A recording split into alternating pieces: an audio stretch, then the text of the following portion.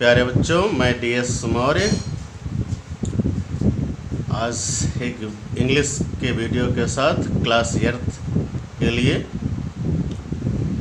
ध्यान से देखें, जो कि बुक से ही बता दे रहे हैं। ये चूँकि लंबा वो है, पूरा लिखने ही मिलेगा तो किताब से देख लेना। देखें, पार्ट्स ऑफ स्पीच के बारे में बहुत ही सुंदर तरीके से, बड़ा इंटरेस्टिंग वे में लिखा हुआ है। एक पोएम लिखा हुआ है, लिखा है, पहले देख लें। Before we study parts of speech in detail, इससे पहले कि हम पार्ट्स ऑफ स्पीच का डिटेल अध्ययन करें, विस्तार पूर्वक अध्ययन करें, here is an interesting poem, यहाँ पर एक बड़ा ही रुचिकर आनंददायक कविता दी गई है। दैट गिव्स ब्रीफ डिफिनीशन, जो एक छोटे में सबका डेफिनेशन दे रहा है।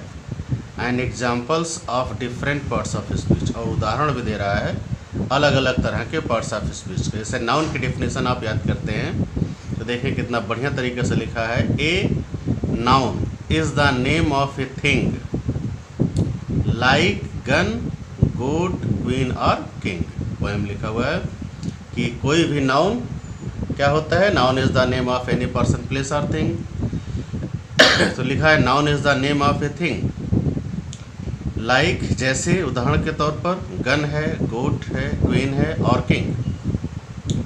अब इसके बाद कहता है instead of nouns the pronoun सिस्टेंट, नाउन के बाद प्रोनाउन आता है। You see, she has my picture in her hand, यानी जैसे कि नाउन के स्थान पर प्रयोग होता है सी, हैज़ यानी सी प्रयोग हुआ है नाउन के स्थान पर, तो ये प्रोनाउन हो गया। इसके बाद आता है adjective, tells what kind of a noun, यानी एडजेक्टिव क्या बताता है, कोई नाउन किस तरह का है। सच है, जैसे बिग बड़ा है, स्मॉल छोटा है, ब्लैक काला है और ब्राउन या भूरा है। इसके बाद वर्ब आता है, तो लिखा है verbs tells of things to be done, क्रिया जो कार्य होने वाला है उसे बताती है। जैसे टू रीड और राइट, टू वॉक और रन, पढ़ना, लिखना, खेलना, कूदना, टहलना, इस तरह से। Having, how things are done, यानी कोई भी चीज़ें कैसे की जाती हैं। द एडवर्ब्स टेल, ये बात हमें एडवर्ब बताता है। जैसे स्लोली, धीरे धीरे, क्विकली, तेज़ी से, बैडली, खराब तरीके से, और वेल, अच्छे तरीके से। इसके बाद आता है preposition, preposition stand before a noun और प्रोनाउन। प्रीपोजिशन किसी नाउन या प्रोनाउन से पहले लगता है। जैसे एज लिखा on Sunday, at night, with me, in town, यानी ऑन, एट, विथ, इन, ये सब प्रीपोजिशन है। फिर आता है conjunction, are words that work in a link, as a link, यानी कंजंक्शन ऐसे वर्ड्स होते हैं जो जुड़ने का काम करते हैं। एंड, और, बट, बिकॉज और मोस्ट कॉमन आई थिंक, यानी जो सबसे कॉमन है वो एंड है, आर है, बट है, बिकॉज है। इसके बाद आता है interjection, are expression of surprise, as, ah, how, wow, hurrah, oh lord, यानी जो एक्सक्लामेटरी मतलब वर्ड्स होते हैं उनका प्रयोग होता है। These are 8 parts of speech, इस पोएम के माध्यम से ये पार्ट्स ऑफ स्पीच बताया गया है। That every book of grammar must teach, जिसको कि हर किसी ग्रामर की बुक में पढ़ाया जाना चाहिए। अब ग्रामर के वक्ताओं के अनुसार कुल 8 पार्ट्स ऑफ स्पीच होते हैं। हालांकि इस समय 9 आ रहे हैं कुछ किताबों में, आर्टिकल भी इसमें जोड़ दिया गया है, लेकिन इस बुक में 8 दिया गया है, तो 8 का पहले अध्ययन करें, 9वां हम बता देंगे। ये noun, pronoun, adjective, verb, adverb, preposition, conjunction, interjection, ये सब यहाँ हाईलाइट करके लिखे हुए हैं। एक कविता के रूप में हम पार्ट्स ऑफ स्पीच आसानी से याद कर सकते हैं। अब इसके बाद देखें, नाउन का डिटेल दिया गया है। A noun is a word used for naming some person, place, thing, idea, feeling और quality. There can be 5 kinds of noun. 5 kinds of noun means 5 प्रकार के नाउन होते हैं। Proper noun, common noun, collective noun, material noun और abstract noun. तो proper noun क्या होता है, the name of a particular person, place और थिंग, यानी किसी व्यक्ति विशेष का नाम, वह स्थान विशेष का नाम, थिंग विशेष का नाम, वह प्रॉपर नाउन होता है। जैसे लिखा है Vipin, Radha, Delhi, India, England, Ganga.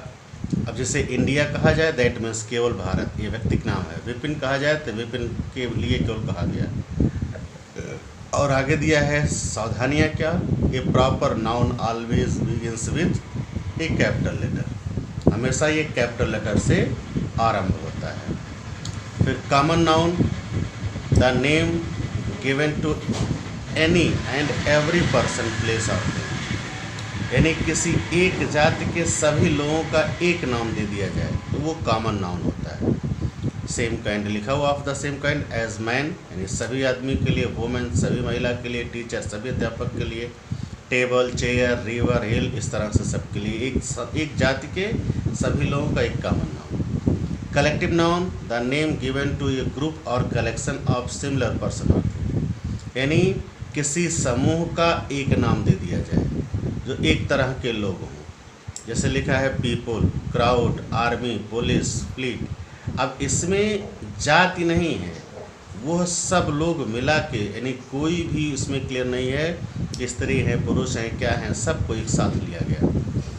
Material noun, the name given to a material और substance which things are made, of which things are made, जिससे कोई नई चीज़ बनाई जाए, ऐसे पदार्थों को मटेरियल नाउन कहते हैं। जैसे टेबल लकड़ी का बना हुआ है तो टेबल मटेरियल नाउन नहीं है, टेबल एक थिंग है, लेकिन वुड मटेरियल नाउन। आयरन, लोहा, लोहा मटेरियल नाउन है, लोहे से बना कोई भी सामान हो मटेरियल नाउन नहीं है, वो कॉमन नाउन है।